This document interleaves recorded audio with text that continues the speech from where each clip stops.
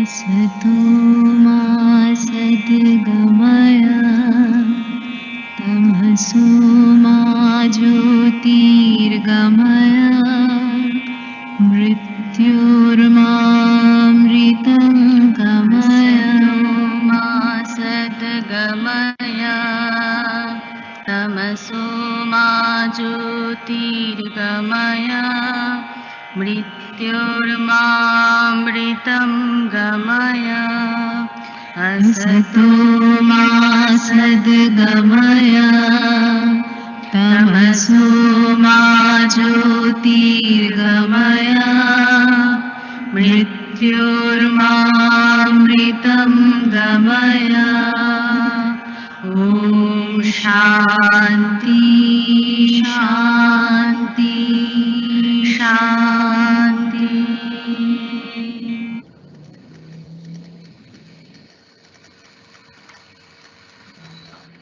Good afternoon, everybody. On behalf of Corporate Law Committee and the Institute of Cost Accountants of India, we welcome you all to the webinar on Mythological Reference, Niti Shastra and Corporate Governance. Our esteemed speaker for today's webinar is Dr. Girish Jagotia. Dr. Girish Jagotia's book on professional subjects like strategy and finance are quite popular in the corporate world and also in universities. CRC Press, USA published his book Strategic Planning, Execution and Measurement. Dr. Jagotia has been advisor for around 60 Indian and foreign companies like the Tata Group, Mahindra Group, British Petroleum, Siemens, Godrej Group, Larsen & Toubro, which connected him with different cultures and countries. This facilitated his understanding of the global community to a great extent. While working with the University of Mumbai, Dr. Jagotia received the Best Young Indian Professional Award for his research and training excellence. 5 scholars received PhD under his guidance. His research papers have been published in national and international journals. He has delivered more than 2,000 lectures in and outside India during the last 3 decades. He holds a few copyrights. He will soon receive a patent for his pioneering work on business management control system. Dr. Jagotia is a life member of few international institutions which work for human resources development. He is a fellow member of Institute of Cost Accountant of India and also a member of the American Economics Association. I welcome Dr. Jagotia, sir. Over to you, sir, for today's session, sir. Thank you. I initially wish all of you a very safe, happy, prosperous, healthy new financial year that is going to begin after a couple of days' time. Let us hope that all of us will come out of this, I should say, natural calamity, the COVID-19, and get back to normal business. Let us hope so. Now, the second formality I should observe here is obviously to thank our Institute, Corporate Law Committee, my friend Dr. Thatte, who is the chairman of the committee, and of course our two colleagues, Vibhuji and Nehaji, for coordinating and supporting me for this presentation. The topic of our today's presentation discussion is obviously corporate governance, and then how do we connect it with mythological references and Niti Shastra. I think most of us are aware that Niti Shastra, maybe as we describe with an Indian reference, Oriental reference, could be 30–40% different compared to how do we describe it in a communist country like China, democratic country like USA, a Muslim Islamic country like Saudi Arabia, and so on. Therefore, while working with many MNCs, multinational companies, I came across many such situations of ethical dilemmas, ethical confusion, and connecting those dilemmas to corporate governance. Governance, corporate, governance, enterprising, and governance family are the three sides of a triangle of governance. Corporate governance basically refers to the way we conduct business, the doctrines of ethics which we observe while conducting business, balancing between economics and ethics, That is how we refer to corporate governance. The second side of the triangle is enterprise governance. So corporate governance could be achieved through systemic control, doctrines, ethics, ethos, culture, and so on. But then the other side of the coin is equally important, that is enterprising, that is an entrepreneurial performance. So every time you can't tell your customer, your market, your vendors, maybe your distributors or your customer, please wait, let me get an answer from my system. It should fit into my business excellence model, my corporate governance ethics, and then I will come back to you with my pricing decision, product delivery decision, payment decision, receipt decision. Become difficult. So in the name of corporate governance, if a company overdo the dose of systemization, then that impacts very badly the very quality of entrepreneurship. But then entrepreneurship without checks and balances, without I would say control and monitoring, okay, will be or can be at a very heavy cost of the principles of corporate governance.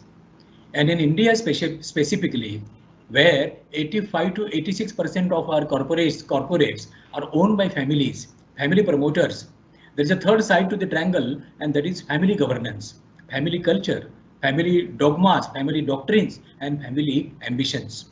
So these three together are to be brought into an equilibrium, balance them well, and then see that both the quality of governance and the performance of the enterprise are at their peak. And you know, that is what is very difficult for the directors of the company, for the top executives of the company. They could be CEO, CFO, CHRO, COO, CMO, and whatnot. But then there is a very limited version, assumption, interpretation that corporate governance is 90 to 95% responsibility of the finance and law functions of a company. Agreed, finance and law functions, they facilitate corporate governance. I'm using the word facilitation, but 80% of the quality of corporate governance is decided by the business divisions, by the plants, by the functional heads and their teams. Now, therefore, I thought, why not to connect corporate governance with, you know, a discussion on Niti Shastra and the mythological examples. So I'll be using a very few slides, but the discussion would be more to connect corporate governance with Indian mythological examples.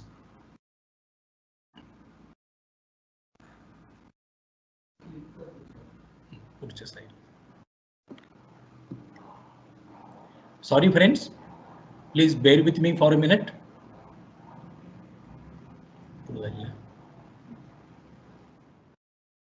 So as I mentioned to you, let me repeat, corporate governance is a collective policy and practice of ethical and disciplined conduct of business. Each word is important. And when we say policy and practice, policy refers to the ethos, the culture of the organization, and practice refers to the systems and processes through which we practice or we execute the policy. Then we also say disciplined conduct of business. Conduct of business is very important, and there what we refer to those three sides of the triangle: corporate governance, enterprise governance, yeah, and then the family governance. I proceed further. Governance in Indian context, this should be interesting to all of you. There are 10 components of governance, especially referring back to Indian context. When I say Indian context, I am referring to Indian mythological references, Indian historical references, because we are in India. Therefore, even multinational companies which perform in India, when their CEOs come down to India, they need to study the Oriental philosophy, the Indian mind frame, the Indian culture, and so on. Look at this slide. So there are 10 components of the governance, especially corporate governance. Number one, goodwill. Let me tell you, corporate governance, enterprise governance, and family governance can be executed well without too much of a fuss about written rules and regulations, confronting with the government, confronting with organizations like the stock markets, SEBI, company law board, and so on, provided there is a goodwill across the organization. There's a goodwill among all the stakeholders. There's a goodwill between my company and my government, goodwill between my company and my customer, goodwill between the majority shareholders and the minority shareholders. Goodwill is very important. Now, simultaneously, I would refer to mythological examples. Some of you may agree or disagree with some of my mythological examples, but then when it comes to mythology, it becomes interesting. And there are n number of examples available around us, and therefore we do not have to always look at the Western American European examples when it comes to discussion on corporate governance. I was talking about goodwill. So goodwill from Mahabharata, we refer back to Yudhishthir. Okay, later on he was called Dharmaraj or Dharma, an embodiment of ethics, an embodiment of transparent conduct of governance. And therefore, the very personality of Yudhishthir was a carrier of goodwill. Yudhishthir created a lot of goodwill around Pandavas, and that was a great advantage for Pandava's friend and philosopher, that is Krishna, to create a kind of a network for the Pandavas. So goodwill is very important. When there is a great amount of goodwill, things become informal. There is no too much of systemization, and people do not always go by the written rules.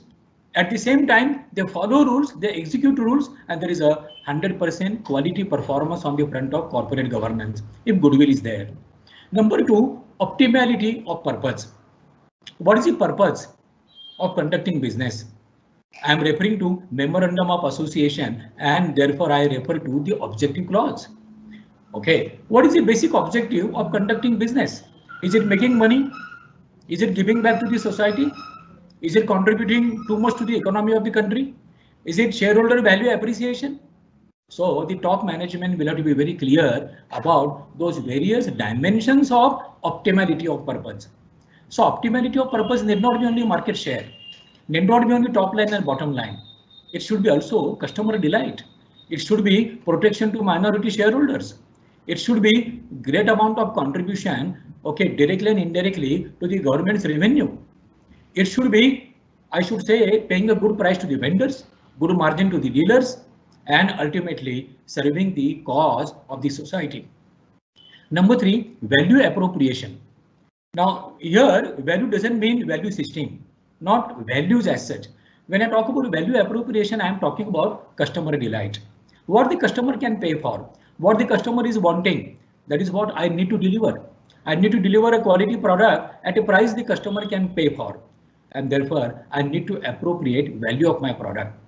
So there could be a product with 100 quality index in US for $100. The same product may be with a practical value where the utility is 90, but for a price of 60. Because the price affordability of an Indian customer is to pay only 60. And therefore is happy with a 80 or 90 value. So value appropriation is very important. And let me tell you, there are many ethical dilemmas which are connected with value appropriation. The fourth component of governance.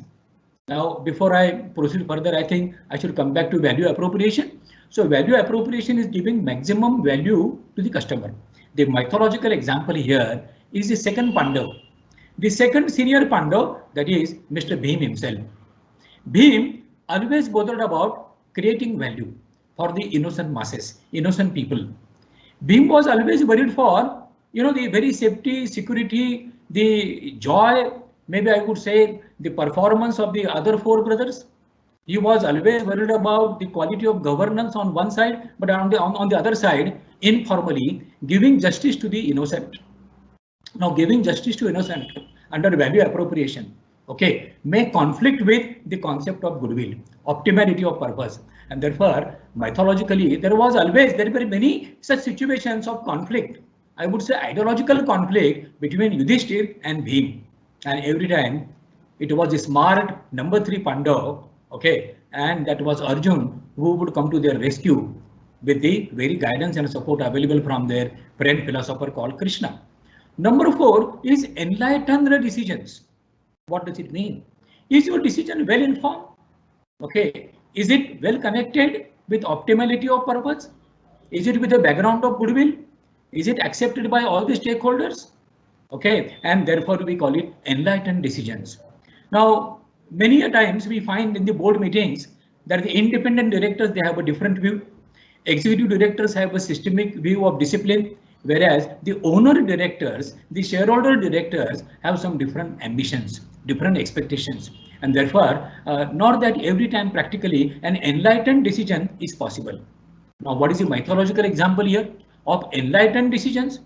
There are n number of examples of enlightened decisions. Now I refer to Ramayana. When Dasharatha, the very father of Rama and his three brothers, okay, got into an ethical dilemma, observing, fulfilling the boons given to his intelligent wife called Kaikeyi. And then Rama took a decision. Rama wanted to support his father. Rama wanted to, I would say, protect the very goodwill, the very image of his father. Now, these are very unparalleled, I would say, very unique examples which we find in Indian mythology. There can be a long discussion on right and wrong, but the enlightened decision which Rama took here with the support of Lakshmana and his better half Sita, okay, the decision was supporting their father. Now, in business organizations also, sometimes we come across such situations where, you know, intellectually our younger executives may not agree with the senior executives, but then the senior executives have created wealth, have built up the organization, and therefore the younger executives have to also appreciate, respect some of the decisions which are enlightened decisions, although may not be in the direction of enhancing wealth. Number 5 is reasonability. And let me tell you, friends, reasonability also refers back to scientific temperament. Reasonability refers back to rationality. But the other side of reasonability is humanity. Sometimes many intelligent executives could be very, very rational in their business decisions. But then those decisions may not be reasonable when it comes to offering justice to employees, offering justice to, maybe I would say, even suppliers and vendors. Now, reasonability, one Indian example, not mythological. One Indian example suddenly comes to my mind is the Tata Business Group. Okay, Tata Group, Tata Philosophy, Tata Business Excellence Model, and so on. It's an excellent Indian example of reasonability. Tatas have always attempted to excel, and they have excelled on various fronts, okay, of reasonability to be offered to different types of shareholders. I know 10 such examples, which I cannot narrate and elaborate in a 1-hour presentation, but reasonability, yes, is very important. Now, the mythological example of reasonability here is a little negative example. Was there justice done to Karna? When Karna wanted to participate in the competition that was meant for the Pandu prince and the Kaurav prince, Karna wanted to participate, but he was denied an opportunity. In the corporate circle also, many young executives for various reasons, okay, are denied opportunities of growth, opportunities of exposure, opportunities of leading a project. Now, when we go back and ask ourselves, was I reasonable in my behavior? Okay, so I may be very rational, need not be that I was reasonable. Then the next component of governance is neutrality. Neutrality doesn't mean not to take a decision. Being neutral doesn't mean not interested in an action. Neutral refers back to what? Neutral refers back to transparency. Neutral refers back to 100% justice. Now you can imagine when it comes to corporate governance, I said the other side is family governance. Now my one general manager is worthy of becoming CEO of my company. But then what do I do when it comes to an opportunity that must be given to my son? My son is less qualified, but my general manager is more qualified. And now I have an ethical dilemma. My son is a shareholder. Okay, tomorrow he is my successor. But today he is not as competent, qualified, passionate as my senior general manager. Now here comes neutrality. And neutrality will have to be in the interest of the organization, not just in the interest of my family, my son, or my general manager. So when I look at my organization as my institution, neutrality becomes very, very easy.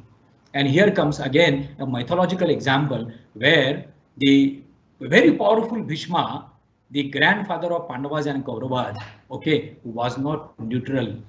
There was a problem, ideological problem that Bhishma faced again and again and again. Okay, when it came to a situation where Bhishma was to stand for the right side, Okay, that is the Pandava side. He didn't. He interpreted the rules and regulations in a wrong direction. That happens to many of us while working in a corporate body.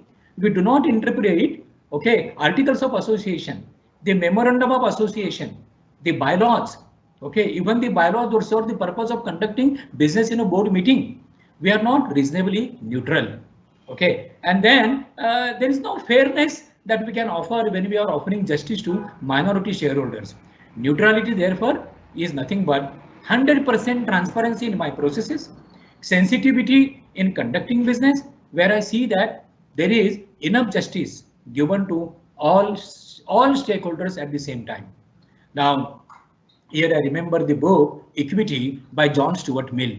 So some of my members of my audience, you can always read this book by John Stuart Mill on equity. Equity by Mill talks about neutrality.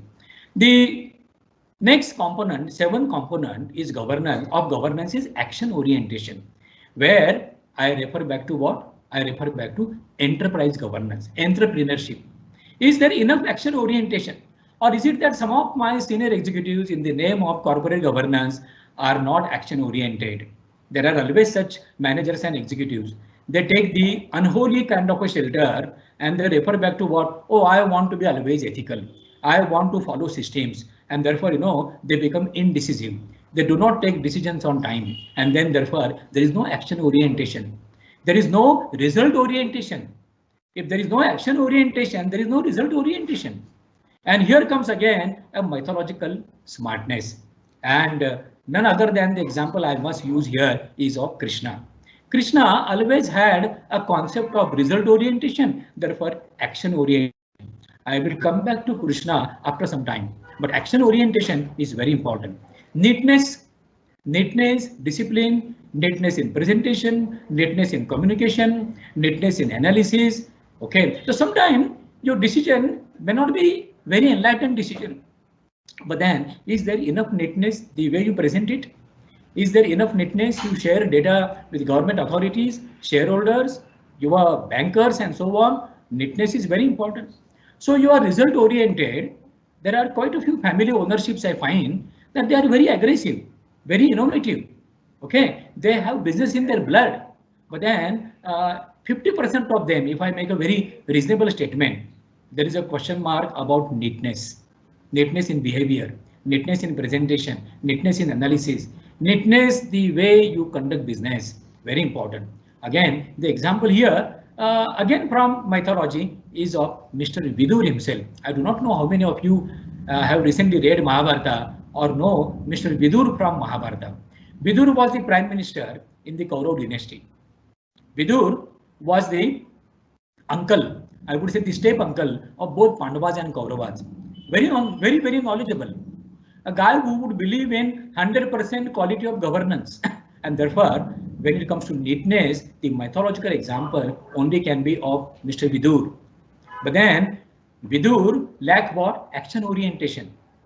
Not that I'm blaming Vidur for that, but then the situations were such that Vidur could not offer any action orientation, could not offer any, I would say, reasonability when it came to implementing enlightened decisions, because he was not allowed to. And therefore, in many corporates, there are many such, I would say, members of the board who do not allow that there should be 100% neatness for known reasons. Character, the ninth one, very important, which refers back to what? Integrity. Now, there are hundreds of examples of corporate bodies which attach 100% weightage to character. They do not even tolerate 99.999% integrity. Integrity has to be 100%. So it could be an example of, again, the Tata Group, Azim Premji Group for that matter.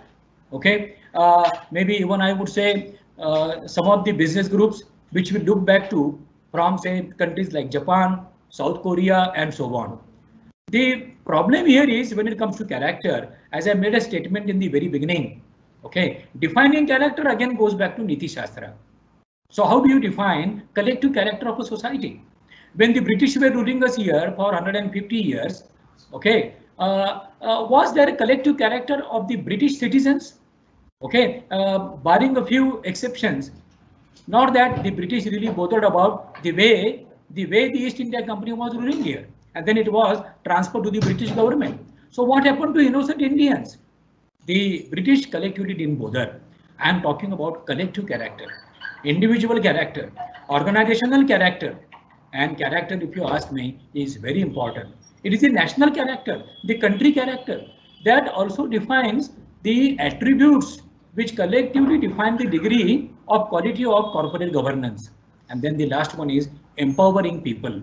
But then I also take character to mythology. And when it comes to character, okay, the great example again of is Yudhishthir. Of course, some of you would say you can't attach 100% character weightage to Yudhishthir, could be 99.9%.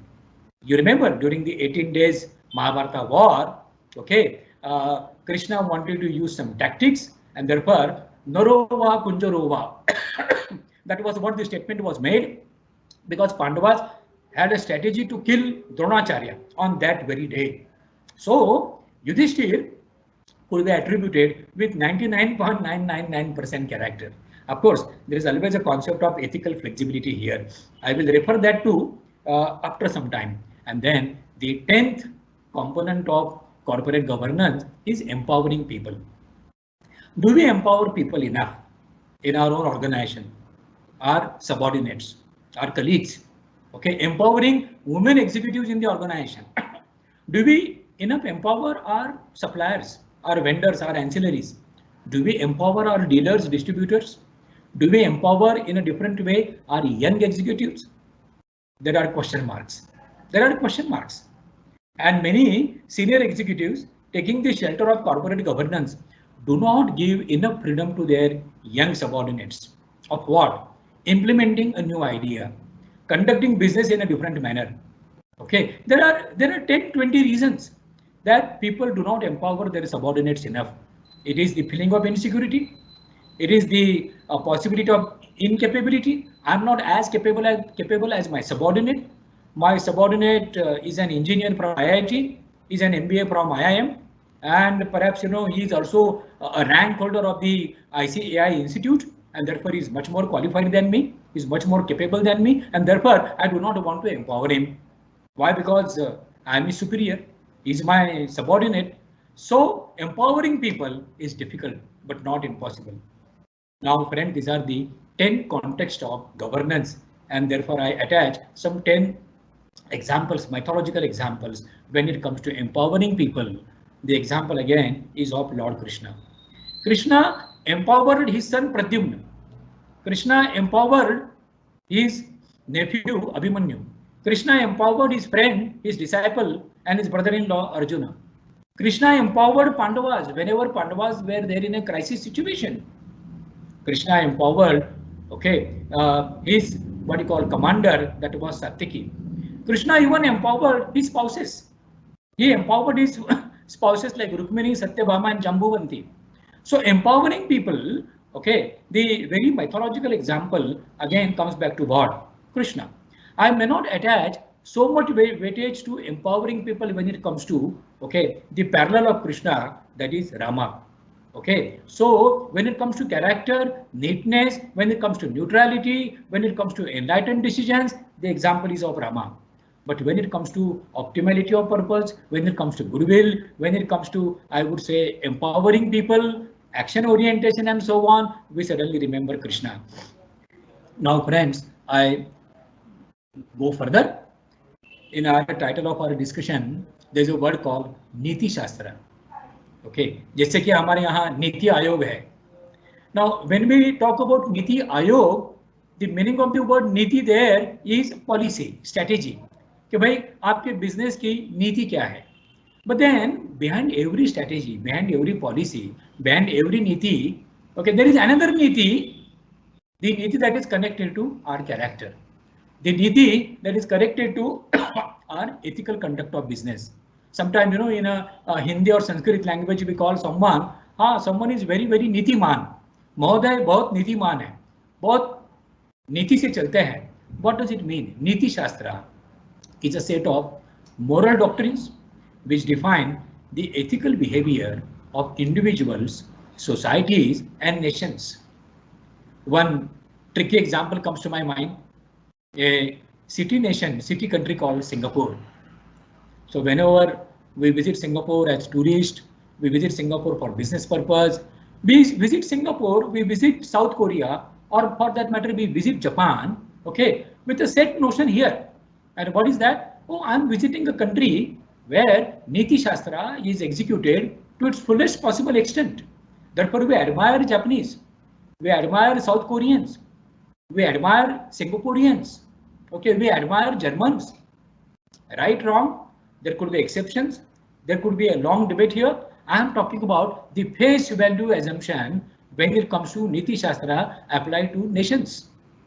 Okay, Niti Shastra applied to societies. Now I am not taking any name of societies here, but there are global societies. There are societies in India. You imagine a society and suddenly you feel, oh, this society is known for Niti Shastra.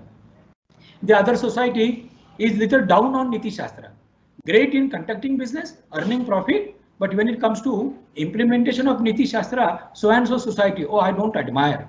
So Niti Shastra defines it defines what? The doctrines which define individual and collective ethical behavior. Friends, I already made a statement to you. What is ethical? What is semi-ethical? What is ethically flexible? There can be a huge debate here. Okay, like there are many mythological small stories. These stories are available in many story books. जिन्हें हम जातक कथा कहते हैं. There are many such stories about ethical dilemmas in Jatak Katha. Okay, Panchatantra Katha, and these stories we might have read during our childhood if you remember them. Okay, so whenever there is an ethical dilemma, there is always a question mark about the interpretation of Niti Shastra. For example, a very young small businessman in the city of Mumbai is running a kirana shop, small kirana shop. Okay, but then a government shop inspector tries to harass him, tries to show some errors in his conduct of business. And what is he expecting? Some kind of bribe from the kirana wala. Now, if the kirana wala doesn't bribe him, then the officer says, I will close down your shop for a month. I will send you some 10 notices. You have to answer them. And that would take another 3-4 months time. The shop would be closed. There are 3 employees working in his shop. What would happen to them? What would happen to his customers, suppliers, his family, his shop? And there is an ethical dilemma here. How to handle a corrupt government officer? I find in India and elsewhere, many ethical companies, they find it so tough, so difficult.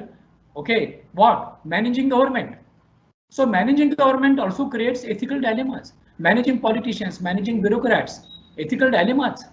Okay, and such ethical dilemmas are a big number in our country, in almost all the countries. So Niti Shastra is very important.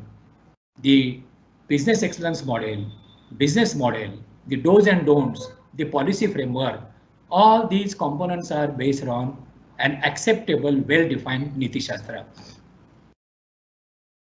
Now, I take you to a very practical situation of breach of corporate governance. Therefore, we are referring to Niti Shastra. Why there is a situation of breach of corporate governance? Number one, as I mentioned to you, ethical dilemmas. Government is my customer in some country, and that country's government, country's bureaucrats of that country where I export my commodity, the whole government is unethical.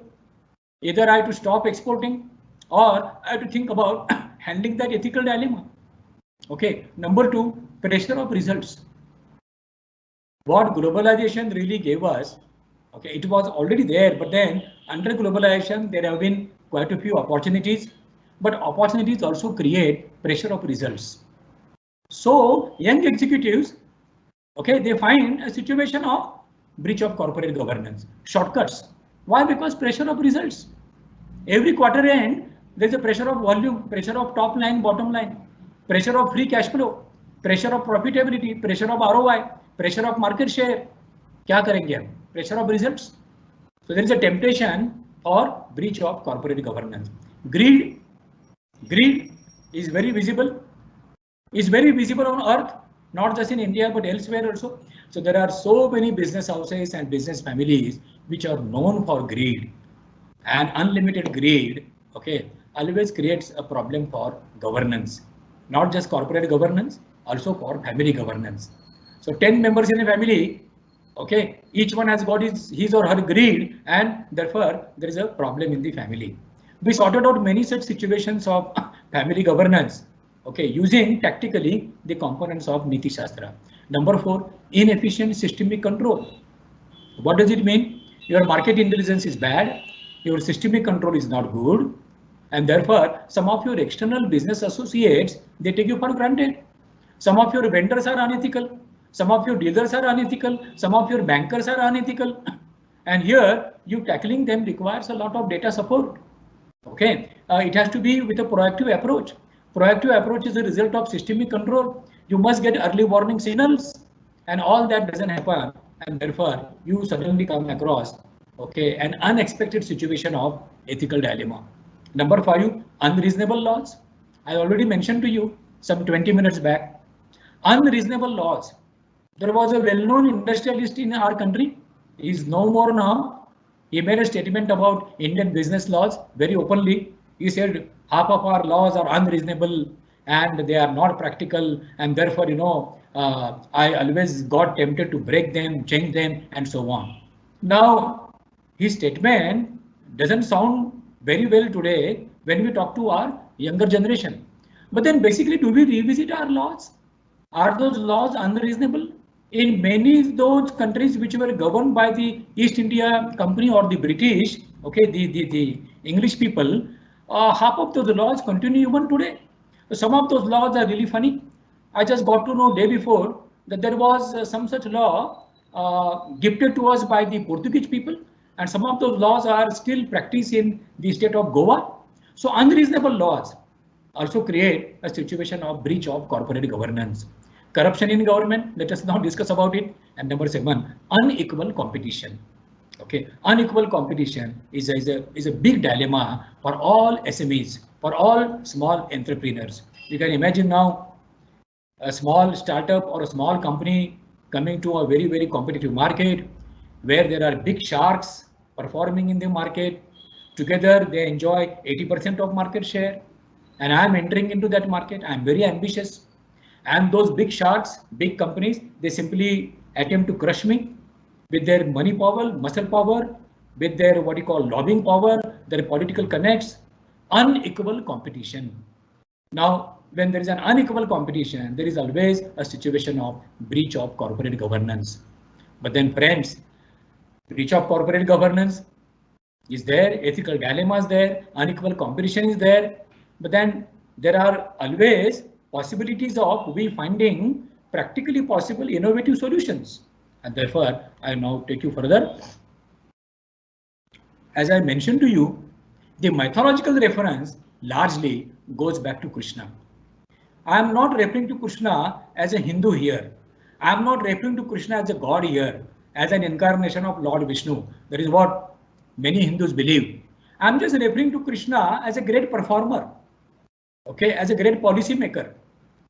Now, therefore, look at the 4 objectives of conducting business, if you ask me. These 4 objectives are also applicable to your and my personal life, your and my career. These 4 objectives of governance are also applicable to a country, a nation, and a society. Therefore, the first objective is economic objective, creating wealth for all the stakeholders. Yeah, that is how we create a company. But that requires what? Economic governance. Now, Krishna and Balarama, they shifted from Mathura, okay, and went to the west coast of India. That is, they went to Gujarat, today's Gujarat, and they created a new empire there, a new civilization, a beautiful city called Dwarka. And there you find 10 number of examples of economic governance. Krishna was never an official king of Dwarka, okay, but then he could create all those rules and regulations of economic governance. I am a student of Indian mythology, therefore I make a reference here. Krishna here empowered, okay, his spouses, the women members in his family, and he saw that his family members, women family members, female members, they managed the agricultural business of Dwarka. the agricultural business of the Yadu Vansh or of the Yadav, what you call clan, the Yadav community. The second example, the second governance is intellectual governance. And friends, we talk about patents and copyrights. We talk about logos and trademarks, intellectual governance. When it comes to intellectual governance, there are again many references. Those are there from Indian mythology. There are some passing references about the king of gods called Indra. Okay, Indra has been referred to many a times in Rig Veda. Now, Krishna defeated Indra a couple of times, okay, during his lifetime for a couple of, I would say, reasons of governance, reasons of political governance, public governance, ethical governance. Now, all this was done by Krishna, okay, using intellectual governance. Example, the members of Gokul family, the members of Vrindavan, Gokul, they used to worship Indra, okay, assuming that Indra was the god of rains. Okay, Varun was to report to Indra. So wanting rains, you pray Indra. But then using his intellectual, quotient, using his rationality, Krishna advised them, there is no need to worship Indra. Okay, this is the way we get rain, this is the way we get water. So intellectual governance in a company, in a corporate body can be well thought of if we combine the experience of senior members and the innovative ideas of the young members. And therefore, I always suggest quite a few of my corporate friends and my clients that there should be an executive council which is made of senior members, but there should be young entrepreneur successors council. If you located them as tomorrow's successors, so there should be a young council also. So the executive council would come back with what? Implementing governance, policy framework with their experience. But the successor council will come out with what? Ideas, okay, energy, speed, flexibility, and so on. So intellectual governance will have to be supported by what? Energy governance, energy quotient. The third one is social governance. And there, today we talk about what? CSR, corporate social responsibility. COVID-19 has presented to us many great examples of CSR implemented by many well-known companies, even small SMEs also. So social governance, when it comes to social governance, the mythological example that comes to my mind is Krishna getting married with a tribal girl called Jambuvanti. Therefore, Krishna never advocated the theory of Chaturvarna Vyavastha. Never. Some of us, wrongly quote him, giving references to a couple of our what you call pious books and pious, I would call, writings. But he never thought of Chaturvarna Vyavastha. Now, in the corporate world also, if I make an unfortunate statement, in the corporate world also, we find that there is a different kind of corporate Chaturvarna Vyavastha, and that creates many ethical dilemmas, problems for corporate governance. And therefore, I refer back to Krishna. Krishna followed social governance every time. Society, okay, women welfare, right? Social equity, social equality, all that was very important to him. And then the fourth component is cultural governance. Cultural governance comes back to what? Ethos of the organization. What is the culture of your organization? As I made a statement 10 minutes back, when you visit, okay, any company from the Tata Group, okay, suddenly you feel, oh, I am coming to a company of great culture, great ethos, great legacies. And then suddenly, psychologically, you feel you are in a comfort zone. Okay, oh yeah, I am dealing with Tatas. Like, when I deal with Tatas, the Tata Group, for more than 3 decades now, I always feel that I'm in a very, very safe kind of a governance mode, and therefore I love to work with Tatas. What does it mean? It comes to what? Culture of an organization. Okay, so friends, you feel very comfortable when in an organization, a company that belongs to a group like Tata's, you find that, oh, there is a great culture, and therefore I can deliver maximum possible here. And then in a great culture, you may not bother so much about your remuneration. You may not bother so much about your promotions. You may not bother so much about your incentives. You bother for what? You bother for culture. Okay, and their culture differentiates between an organization and an institution. There are institution builders like Mr. J.R.D. Tata, okay, Jamshedji Tata, and then Mr. Ratan Tata. When you look at them, you suddenly find, oh, these are institution builders. Okay, real industrious people, industrialists. There are examples of businessmen. I am not talking about businessmen examples and examples of traders and manipulators. I am talking about industrious people. And that comes back to what? Cultural governance. Again, the mythological example is Indraprastha and Draupadi. What does it mean? We all know Draupadi was married to all 5 Pandavas, but then Krishna was her friend and philosopher. So he suggested 5 Pandavas, especially Yudhishthir. He said that you are constructing a beautiful city, which is your capital city called Indraprastha. Please request Draupadi to look after the civil administration of Indraprastha. And friends, Draupadi was the head of civil administration of Indraprastha. Now, many of us may not be aware of this. Now, what does it mean? He wanted gender equality, okay, male-female equality. Many companies today are successfully conducting their purpose of gender equality. But the gender equality example is available in our mythology, in Mahabharata, in Bhagavata, and we can attach it to again our lovable character called Krishna. So cultural governance refers back to what? Ethos, refers back to legacies, refers back to very important statement if I make here is what? The Ananda. Okay, Chidananda जिसे हम कहते हैं हिंदी में, चित्त आनंद. Okay, चित्त, mind. My mind is full of joy. So when I work in a company, my mind is full of joy, and therefore you have many such rating agencies and competitions that the best company to work for. The best company to work for, the first parameter that comes to the mind of an employee is culture. Okay, salary, remuneration, promotion, competition, empowerment, they are there. But most important is culture.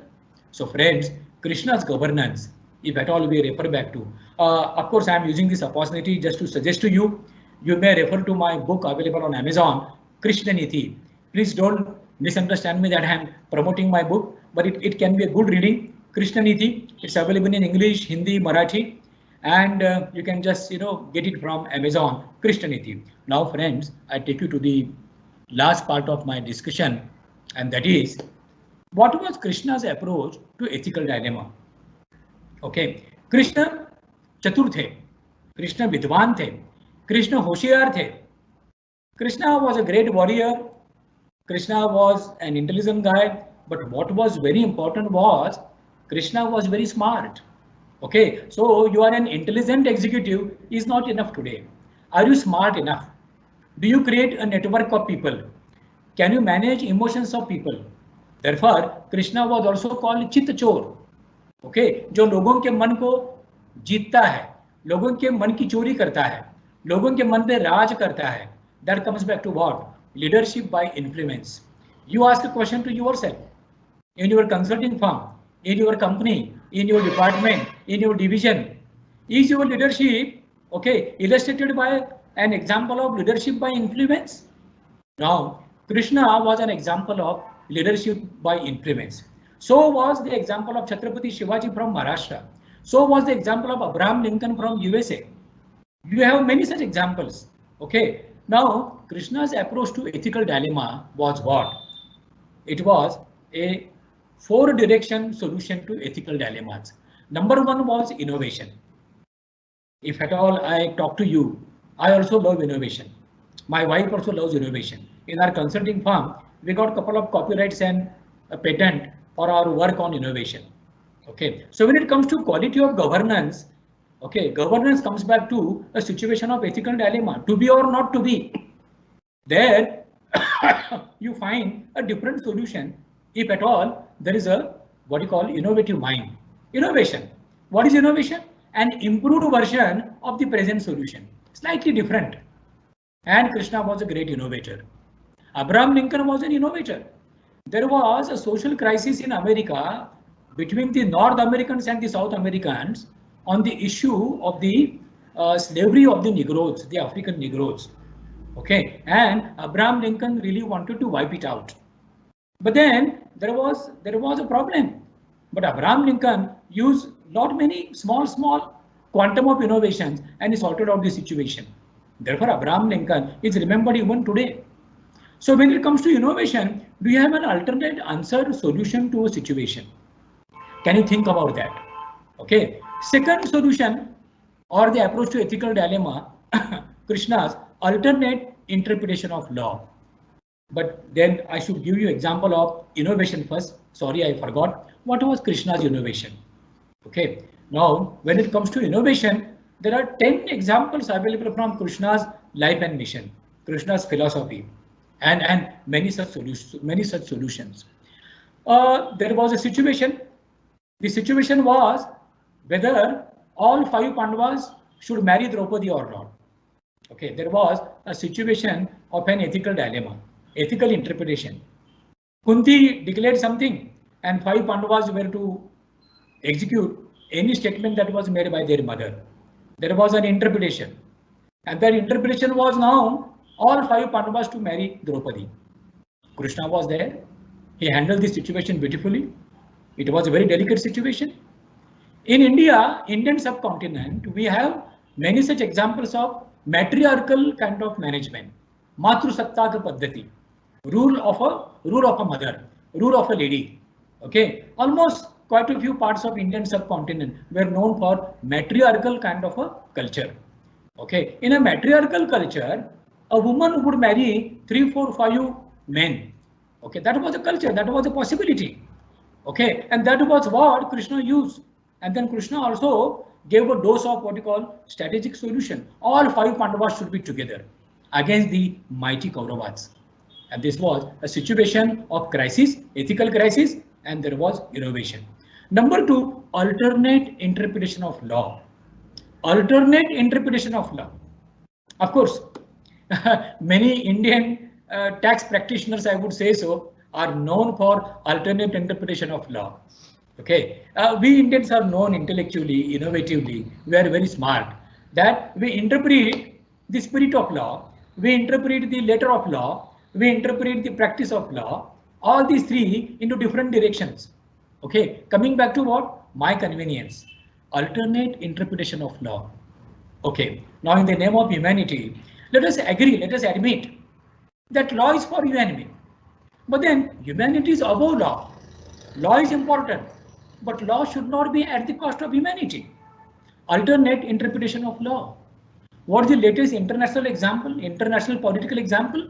A country like Germany, okay, where you find majority of the Germans being Christian with a Christian background.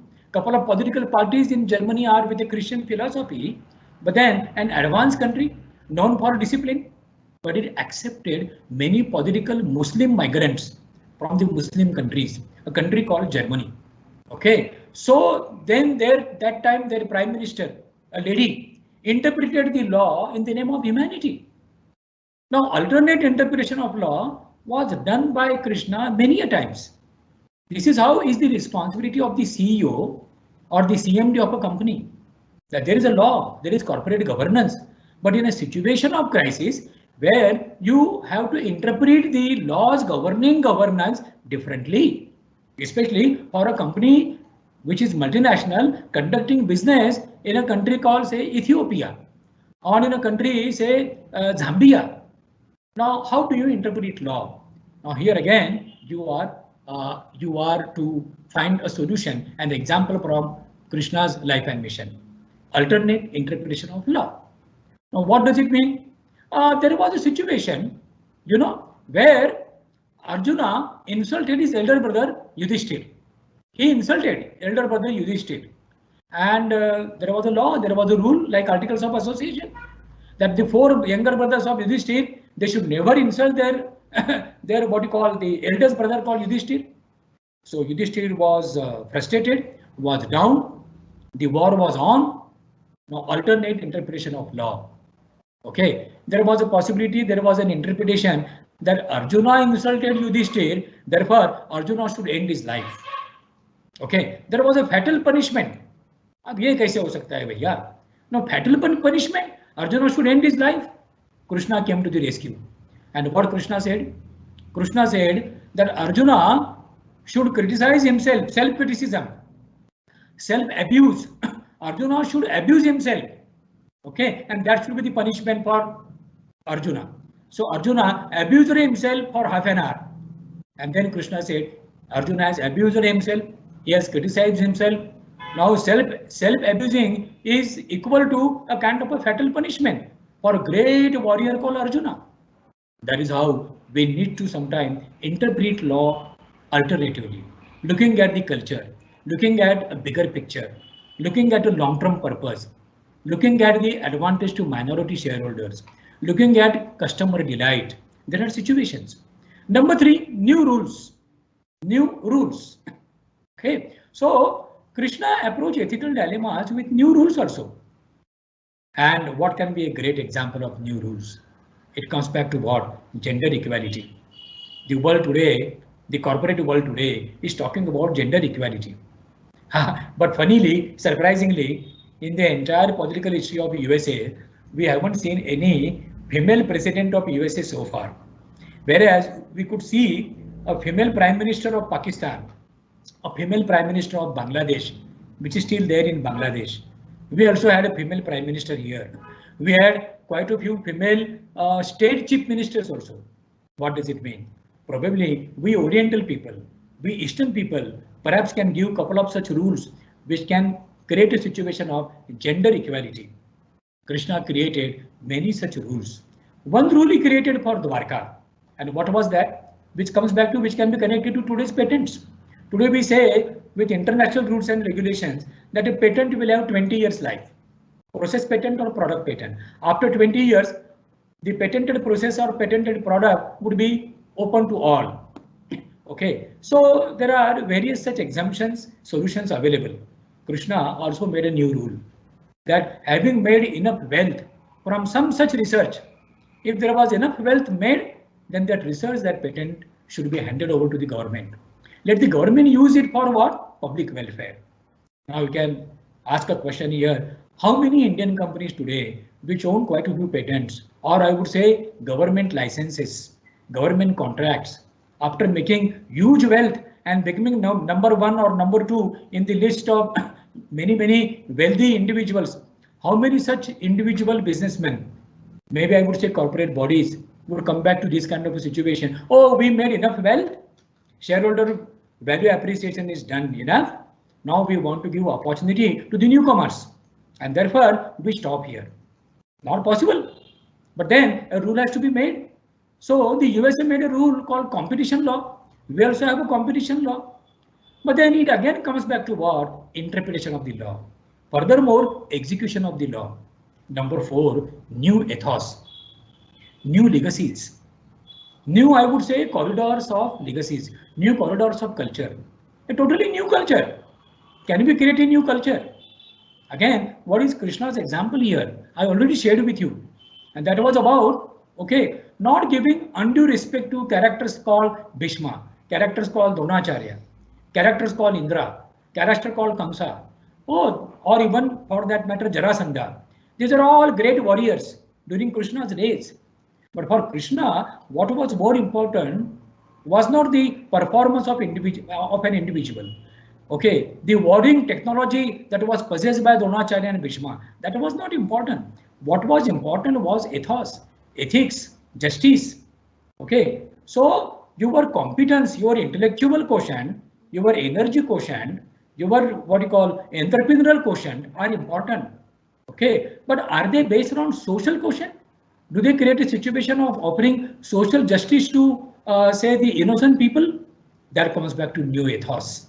And therefore, Krishna went away from Mathura. Although Mathura was under his governance, created a very different culture, society, civilization, where he could implement all the ideas of new ethos. That is what he expected from Pandava at Indraprastha.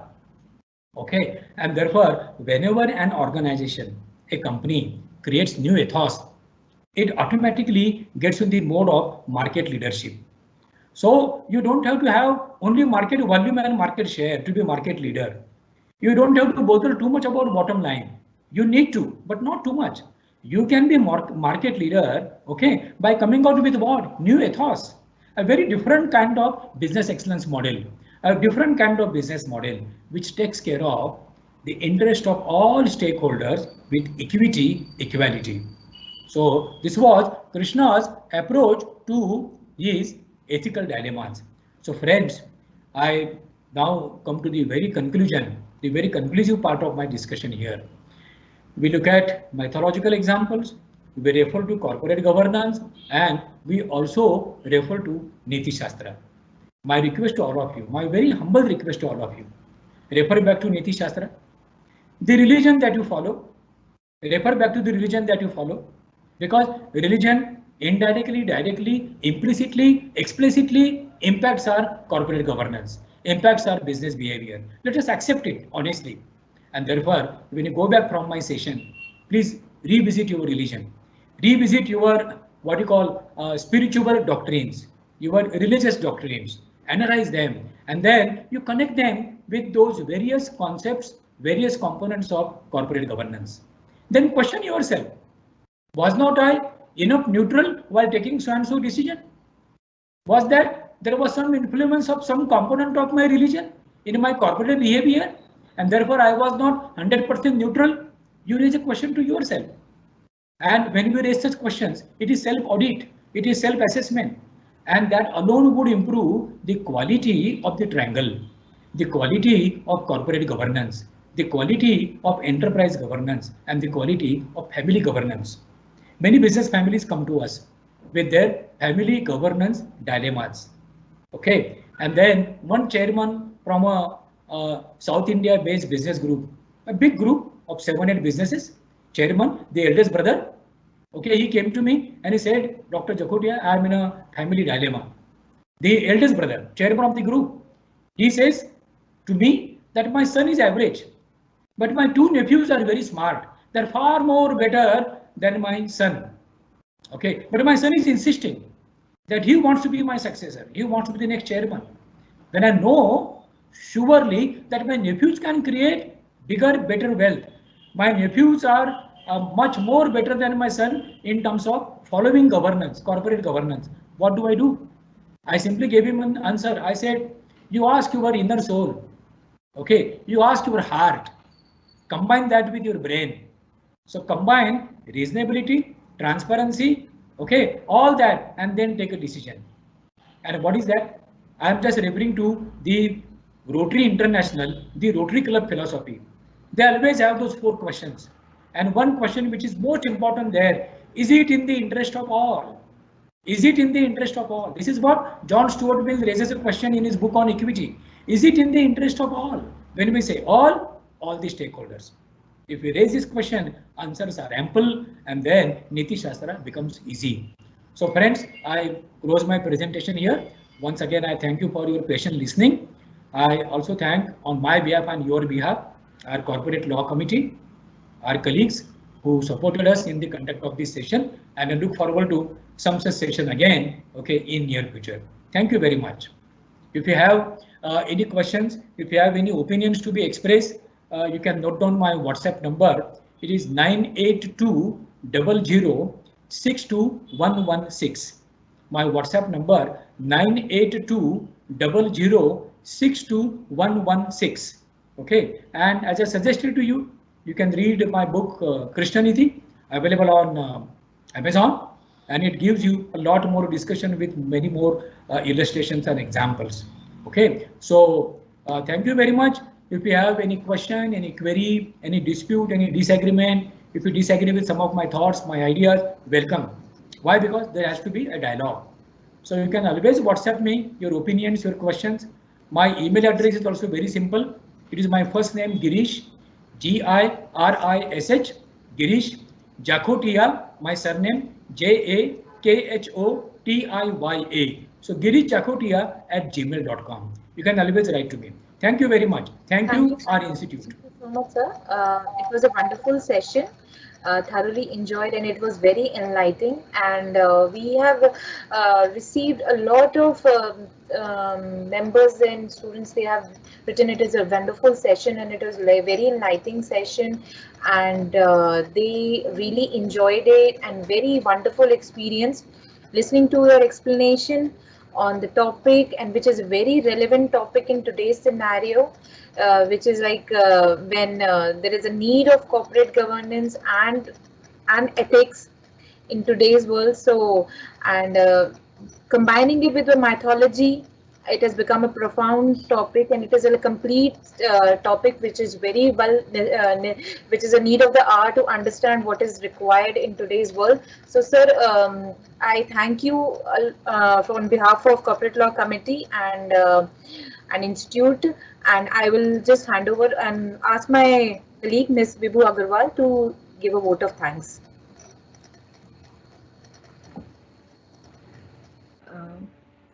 Thank you, Neha. On behalf of the Corporate Law Committee and the Institute of Cost Accountants of India, I would like to propose a formal vote of thanks to Dr. Girish Jhakotia. Sir, it has been a wonderful presentation. Neha has already elaborated the different perspective, totally innovative ideas on how to look at the corporate governance. So we look forward to various different seminars, webinars from your side in future as well. Further, I would like to place sincere thanks to our chairman of the committee, Dr. Ashish P. Thate, sir. Though he is down with COVID-19 right now and he couldn't attend this webinar, he wanted to, but he is under this quarantine right now. But on his behalf, and on my behalf, I would like to thank him for his sincere efforts to come up with various innovative ideas of webinars through the Corporate Laws Committee for the benefit of members. I would like to thank the IT team and the team for the Corporate Law Committee for making this webinar possible. And last but not the least, I would like to thank our participants for taking their time out and attending this webinar. Thank you. I would request Neha to close the session by playing the anthem of the institute.